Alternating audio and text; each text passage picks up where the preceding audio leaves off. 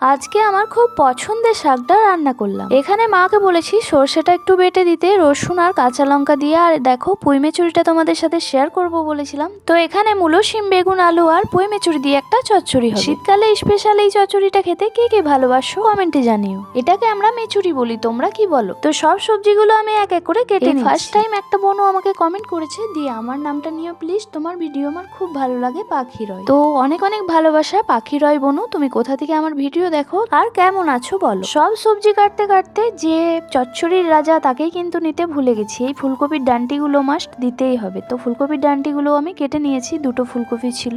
তারপর কড়াইয়ে সর্ষের তেল দিয়ে ফোড়নে দিলাম কালো জিরে। তারপর সব সবজিগুলো একসাথে অনেকক্ষণ লাল করে ভেজে নিয়েছি। তারপর সর্ষে পেস্ট দিয়ে দিয়েছি। সর্ষের পেস্টটা দিয়ে ভালো করে নুন আর হলুদ দিয়ে কষিয়ে নিয়ে টমেটোটাও দিয়ে ভালো করে আবার কষিয়ে একদম মিনিমাম জল দিয়ে দিতে হবে সামান্য একটু। তারপর সব সিদ্ধ হয়ে গেলেই নামিয়ে নিতে হবে। টাটা।